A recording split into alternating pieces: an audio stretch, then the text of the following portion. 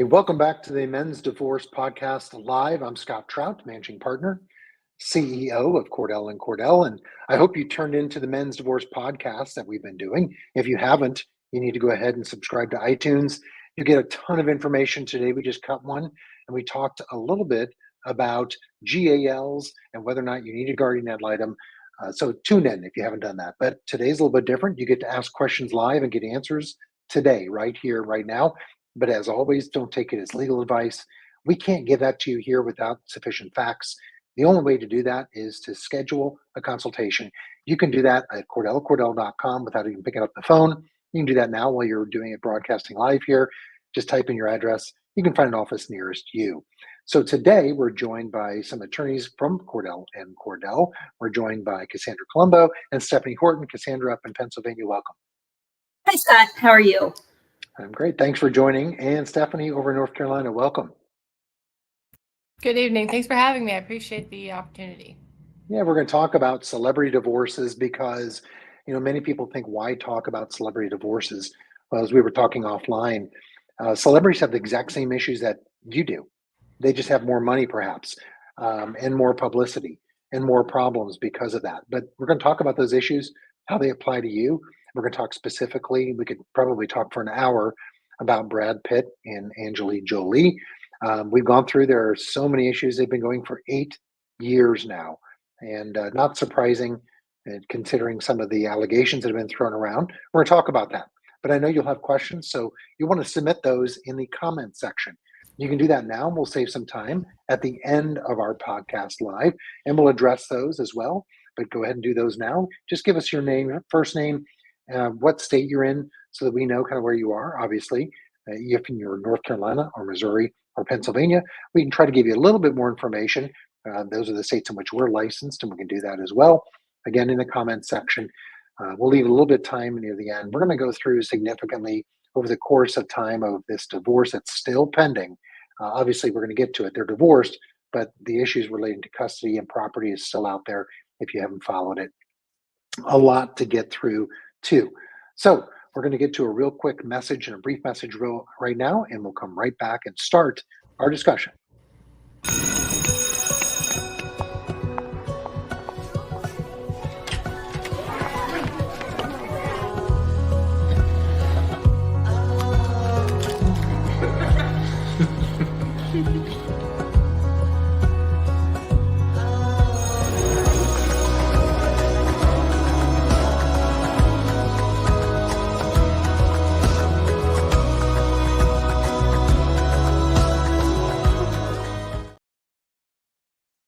All right, let's get right to it. We've got a lot to talk about.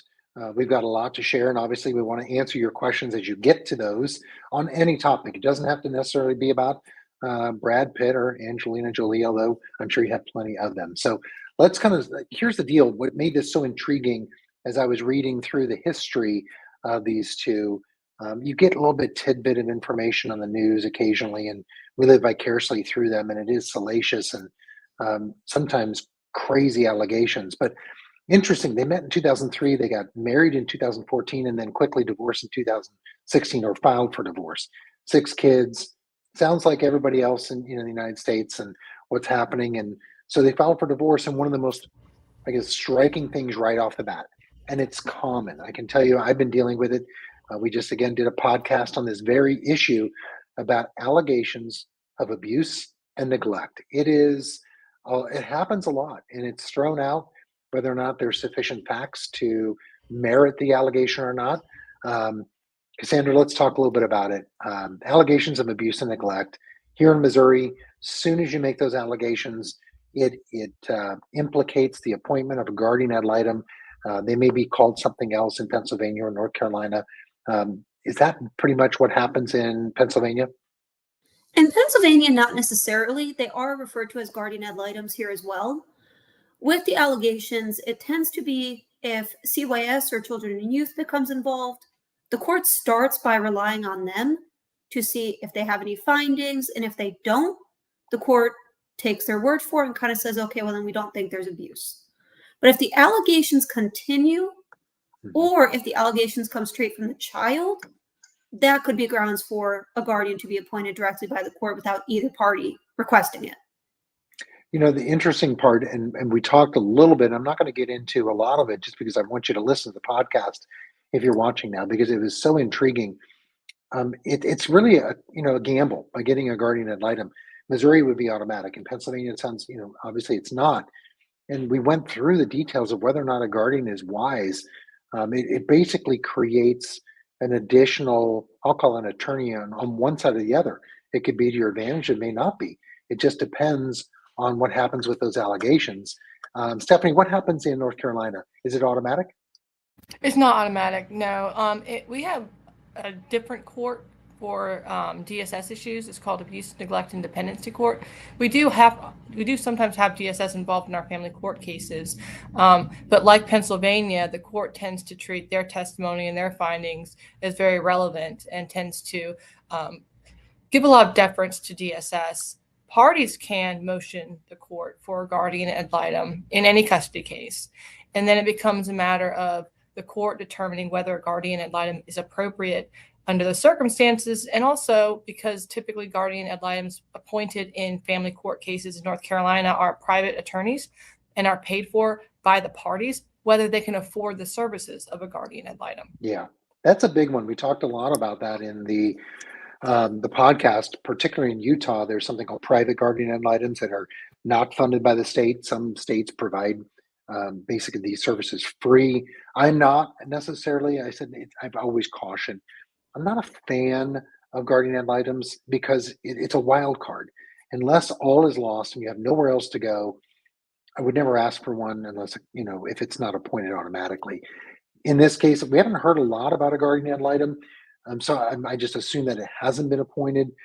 She just has, thrown out those allegations that there was abuse or neglect. We know that there was one of the kids interjected themselves into a argument on the plane between Angelina and Brad. Obviously, that doesn't necessarily mean there's abuse or neglect, but that seems to be present. But it carries on into the next issue, which were there allegations about Brad Pitt's alcohol/drug use, and he agreed to undergo alcohol drug testing. So Stephanie, it's one of those things. Clients come in often and ask me, well, I want her drug tested. And I'm like, fine, no problem, but you have to be prepared to do that yourself, because if you're not clean, don't ask for it. I assume you've run into those types of circumstances where clients have asked for that. Absolutely. I had one case where my client was adamant about getting a drug test and then tested positive. When he was also ordered to take a drug test, there's this one particular judge in my jurisdiction who likes to say what's good for the goose is good for the gander, and will generally, unless there's extreme evidence of drug use by one party and not the other, will typically order both parties undergo drug testing. And it can be anything from a simple urinalysis exam at the courthouse administered by the sheriff's department, or it could be a hair or nail follicle test. Yeah. I mean, I think, we see a lot of states around the country legalizing marijuana, not just for medical purposes, but for recreation. I'm of the opinion that you get a lot of judges still that are old school, don't care whether it's legalized, don't want the parents using it, period. And so I'm often telling clients, look, I get it. It may be legal in your state, may be legal to do, and you've got it under control, and you don't use it while you're around the kids. That drug test request, and it comes and you test positive for weed, it's going to be a problem. And I see judges holding it against clients. Cassandra, what are you seeing in Pennsylvania? I have the same exact instance as you, that partially it does depend on which judge I'm before. I would say it's frustratingly about 50-50, that some judges, and they're at complete opposite ends of the spectrum, where some don't really care and view it as if it's a completely negative test. And others, it's an extremely serious offense where it's as if every single drug tested positive. Yeah. So I give the same advice. I tell clients, play it safe and make sure you are just 1000% clean. Yeah. I think it just opens the door to another argument, because as soon as you test positive for weed, they're going to say, well, he uses around the kids. And now the kids are getting secondhand smoke. And now he's impaired. Or no, he drives when he's smoking weed or after he smokes weed. It just is a complication. One of the challenges, I think, in representing men is simplify the case. Take away the issues that the judges can get angry about or arguments that your spouse can make. And let's focus on the things that matter, which is maybe the amount of child support, the amount of custody, and the division of property, unrelated to misconduct issues. You don't want to complicate it with misconduct. It just becomes a challenge to overcome with judges, particularly. And I'm dealing with one now where clients trying to play some games with making some payments, paying only partially. We're getting ready to go before the judge. And I'm like, look, just pay. I want to go before the judge and be the one that's, paying every single court order. I don't want the judge to be distracted by the real issues. And that's why drug testing stood out to me. Obviously, never heard anything about it. He agreed to do it. So I think since he willingly agreed to do it, he was not required to do it. It meant that he was going to test clean. So presumably at his level of income, he's got the appropriate legal counsel telling him to do so, which obviously brings up the comment that I've always made. If you're looking for a lawyer, make sure you hire one that's only practices exclusively in family law. I think that's extremely important, whether it's a medical issue that you have. If it's a cancer, you go to oncology, you don't go to a general practitioner. Same standard. So keep your questions, if you have any, in the comment section. We want to get to those. So the next thing that came up was that Brad, he agreed upon therapeutic visitation, which is interesting with the kids, as determined by a family therapist. So it seemed to be obviously kind of a restriction in terms of his contact. What do you take with that, Cassandra? How do you read that? I mean, I assume that's what it meant, was that he was getting either supervised visits, whatever that meant. And with the children's ages, I've been looking into this case a bit, and it's my understanding they're teenagers, kind of even getting out of custodial age, that at least in Pennsylvania, their preference and their opinions could be taken into high account, that could be a strong reason as to why it's happening. If the kids went in and said, we're not comfortable, whatever reason that may be, which could potentially go into alienation concerns or things of that nature, that a therapist, long term, it might be a frustrating place for Brad to be in the moment. But with the therapist, if he gets a good report, it could help. But it kind of goes back to what you were saying with the GAL, that it's bringing another person in that it's a bit of a wild card that you don't know exactly what's going to happen. Yeah. But depending on what the kids are saying, it might be a hands tied kind of situation where the court could be saying, well, 16-year-olds are saying they don't want to go. What do you expect us to do other than some form of therapy? Yeah. I mean, I think you look at this, and it brings up in November of 2016. So we're looking at sometime only a few months later, about 90 days, he was cleared of any kind of child abuse allegations, which is kind of interesting. It went very quickly. But at that point, it may be worthy of a guardian ad litem, because you're thinking, okay, I'm at my lowest point. I'm not getting regular contact or custody. I'm getting therapeutic, which is probably restriction and supervised by someone you don't know. Why wouldn't you? But again, there's been no mention of it. But very quickly thereafter, Stephanie, there was, he filed a petition and responded asking for joint legal and joint physical custody. So I often talk, and I'm curious about North Carolina. Joint is a label, or excuse me, physical is a label. Joint actually means something. Joint to me is, the major health, education, and welfare decisions that you want joint, so that you have equal decision-making authority. Where I could have joint physical, and it could mean that I have one night a week, or I could have equal time. It really is more of a label. What are the titles up in North Carolina, and kind of your take on that? So we do have joint. You have the two types of custody. You've got legal custody, that's decision-making authority, access authority, access to records, access to providers, and then you also have sole. So sole physical custody is you have the children. The other parent may have supervised visitation or visitation in your discretion. You've got to have been a pretty bad parent to have gotten sole, or to have not had, for the other parent to have sole physical custody. For legal custody, that's exactly what you described. Joint means you have the equal access. Sometimes in North Carolina, they give joint legal custody for two parents who are both very fit and proper parents to have legal custody, but there might be some conflict Or there might be one parent who doesn't really make good decisions in the realm of medical or education. And so the court sometimes will award joint legal custody, but award one parent ultimate decision-making authority, which means that the parent with ultimate decision-making authority can't make the decisions on their own without consulting the other parent. But at the end of the day, they get to decide what's going to happen. Yeah.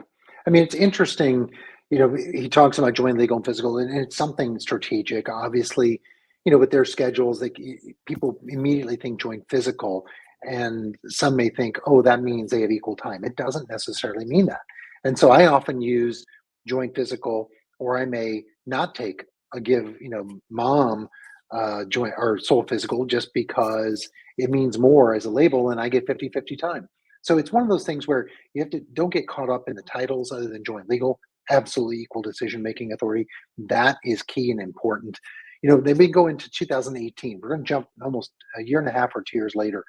The judge ordered Andrea Jolie Jolie, I get those names mixed up, Jolie, to go ahead and help heal the relationship. I'm reading this. It says, the judge ordered her to repair her children's relationship with Pitt. Interesting, because obviously, I think without saying it, Cassandra, it's parental alienation is kind of the overture. PAS, parental alienation syndrome. I've done a podcast on it. Many guys have heard about it. It's not necessarily a psychologically recognized syndrome, but I can tell you it's used a lot. I've had clients, the subject of PAS. It's terrible. It's destructive. It destroys parent-child relationships. Obviously, that's what I read into this. I just want your take, Cassandra, on this as well. Yeah, absolutely. That was my initial takeaway as well, based upon the completely polarizing seeming relationship between Brad and the kids. Before, of course, they're paparazzi pictures. You're really not sure, but they seem to have a healthy, normal relationship. And then when this divorce started, suddenly it seemed like it almost switched on a dime, which to me, that's a pretty good giveaway that alienation is occurring. I have had multiple clients go through it, which every time it breaks my heart. And that's when therapy does come into play. And so that's another way that makes me think that alienation is occurring, because that's typically the court's version of trying to fix that situation, because the court absolutely does not want alienation occurring. Cool. Yeah. And so interesting. And then it goes on to talk about the actor was given more time, Brad, with 5 of the 6 of his kids because Maddox and his age of maturity. I've run into that a lot. And Stephanie, what do you see with kids who are in their teens, 16, 15, 16, 17? They're not yet emancipated. And the court is simply taking the perspective of, look, I can't force them to do anything. They're going to do what they want to do. I'll enter an order, except I'm just not going to enforce it as it relates to those older, not tender years children. In North Carolina, you're a minor until you're 18, so you're technically under the jurisdiction of the North Carolina courts until you're 18. However, you can't pick up a 16-year-old kid and throw them in a car and force them to go have visits with the parent that they don't want to have visits with. Yeah. So I think it's a very similar posture here in North Carolina, wherein the court can only do what the court can do. And for the most part, there's no magic age where children can say to the judge, I want to live with mom or I want to live with dad. But like Cassandra said earlier, the older the child is, the more their preferences will be taken into consideration by the courts here. Yeah. And, the next event that occurred in 2018, which I can tell you, everyone watching, either they have a friend that's happened to, a relative that's happened to. What happens? Jolie accuses Brad Pitt of not paying any, quote, meaningful child support for a year and a half. And he responds by saying, I've paid over $9 million since 2016. I can tell you that, I hear it all the time. We get an allegation, he's not paying anything. When we are paying something, it is of interest. And Cassandra, obviously, I'm sure, what is meaningful child support? That's always the big question when there's no court order in place. Clients say, well, what should I pay? I don't want to pay anything. Typically, how are you talking to clients about what they should do when there's no court order and they have kids and they've separated? Each party has their own expenses. Maybe they're splitting and sharing custody. Of course. And in PA, quite frankly, support is not a factor for custody. And they don't view support as having to start until it's filed for. So really the court would kind of give a response of, well, it was your responsibility to file for it. But I always advise clients, if they're the primary parent or if they're entitled to the support, they technically could go file it any day. So I always like to run support numbers for the client, and using easy numbers, say it comes out to $500 a month. Say, hey, if you pay them $400 a month and they're happy with that, you're going to save a bit of money. You're supporting your kids. Everyone could be a bit happy and we keep it out of court. That way you're paying a little less and there's no order forcing you to pay should you come to a position where you can't pay. So that tends to be the advice I give clients. Again, I mean, the interesting thing about this case is that here we've gone through almost, no matter what's going on, obviously it's interesting because they're talking about $9 million in child support over 2 years, right? Crazy money. Who needs that kind of money to support kids? Mind blowing, stupid, I always say. But it's issues that everyone faces that's watching here. If you've gone through divorce, you're going through divorce, you're thinking about divorce, I can tell you, you're going to probably hit a couple of these topics already. And the next one is a big one. Valuation of issues, valuation of property, valuation of items, whether it's jewelry, artwork, property, your home, your real estate, your cars. The issue in the Brad Pitt is this winery, and it still continues. Stephanie, obviously, that's Chateau Miraval Winery. The interesting thing about this, and we're going to get into it because I found it so unique, because it implicates so many different areas of family law, is before the marriage, Brad Pitt owned 60% of the winery. And to make things even, he gave as a wedding gift, he gave 10% to Jolie. And so now they were equal partners. But what's in big dispute here, obviously, is probably ownership and value.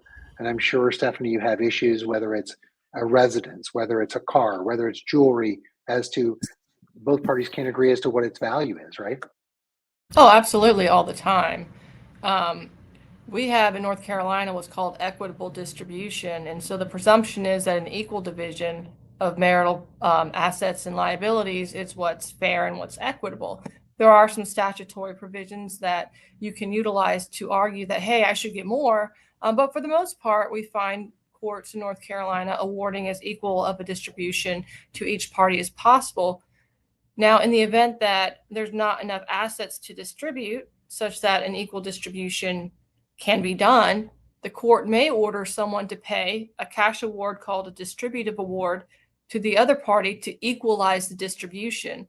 So when we're looking at spreadsheets, we're trying to figure out what the values of everything is. Certainly, if you want a cash award, you're going to value everything that the other party's getting much higher than they're going to value it.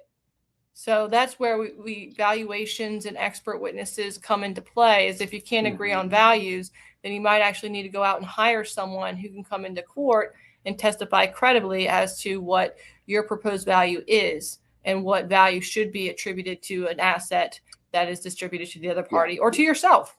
Yeah. And I think it's one of those things that you can overlook, and it really adds up, whether it's, the minor differences in real estate, the household goods and property, the jewelry. I have a case right now where wife has $30,000 to $60,000 in jewelry. She values it at $2,000 to $3,000.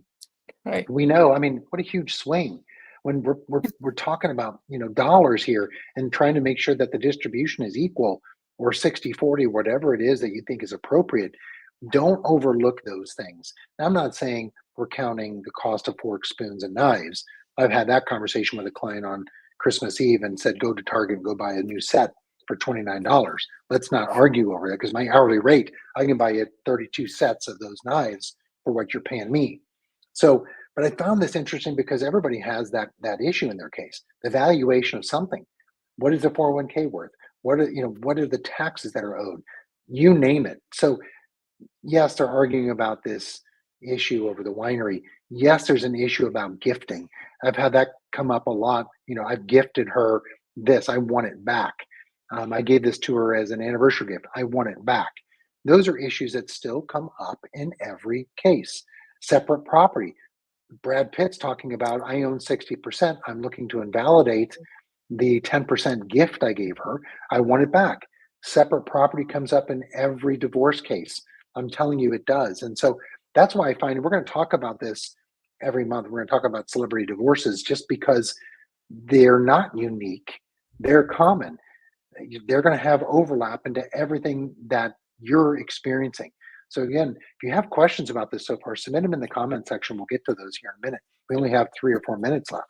So I want to kind of jump to the next one, which is interesting in that Brad Pitt in 2021 was given, Cassandra, joint custody of his kids.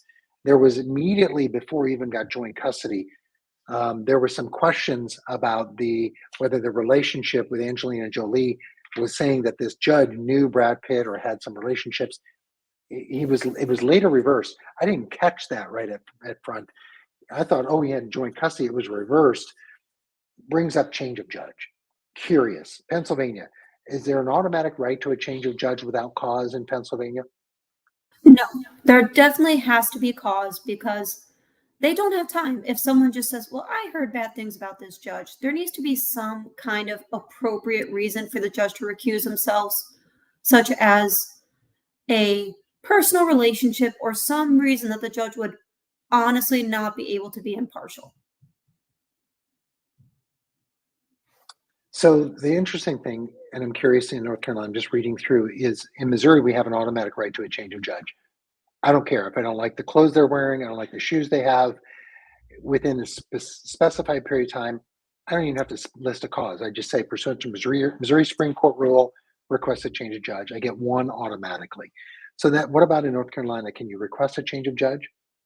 So in North Carolina, it depends on whether you are in a family court system or a general civil system. So we have family court systems where it's set up to be one family, one judge. And so your case is assigned to a specific judge. There's 3 here in New Hanover County. So it's a roll of the dice, which one you get. And that judge is supposed to be with your case for the duration. However, if there's cause, yes, you can request a recusal. Excuse me. In other counties that don't have family court systems, you can essentially judge shop. So if you know that one judge might side better with your client on a child support matter, you can schedule that child support hearing in front of him or her. And if you know that another judge might be better off for custody, you schedule it in front of him or her. But most counties have gone to family court systems in this state. So the judge shopping issue has been curtailed for the most part. And so it's interesting, for us, I know particular judges in our county who I know by issue, there's no way I'd leave certain cases in front of them. I just know they have, history shows X, Y, and Z, and so I can take a change. Guardian ad litems, I can take a change. It's a wonderful right in Missouri where we can really, if you know the judges, especially if I get a new judge who's never done family, I'm out. I'm not going to take a case in front of them, depending upon the issues. So let me go. We have like 2 minutes. I want to jump to, we were talking off camera before we started about standing orders. One of the things that happened recently was Angelina Jolie sold her interest, her 40% interest, or really 50, to a Russian oligarch, of course. And now in Missouri, there is an immediate order. As soon as you file for divorce in St. Louis County, it says you cannot dispose, sell any marital asset in the normal course of business. So that would have been absolutely a no-no, subject to contempt, subject to sanction, subject to attorney's fees. And so I know we talked about Pennsylvania, there's no such thing. You have to request it in North Carolina.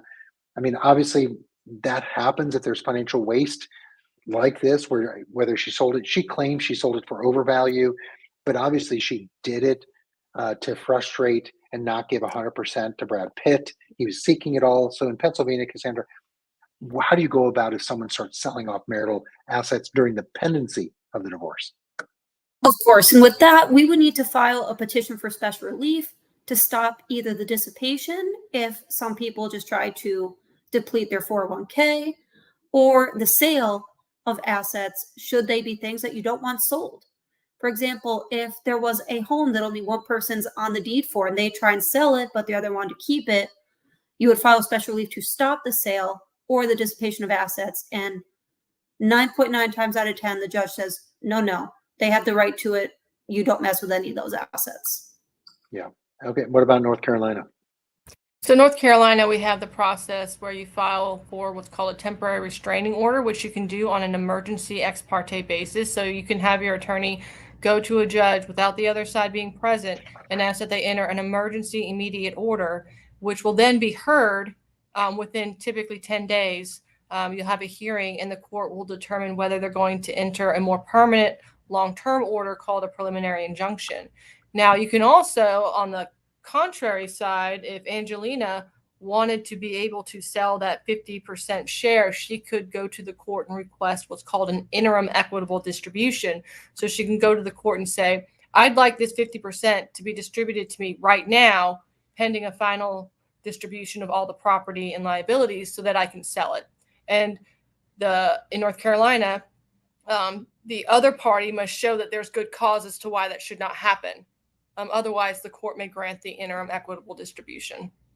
Yeah, it's interesting. The cases I've handled, you mentioned we've gotten a TRO seeking a permanent injunction. There was a violation of our standing order by financial waste, selling, disposing, withdrawal of assets outside the normal course of the marriage, and taking care of assets.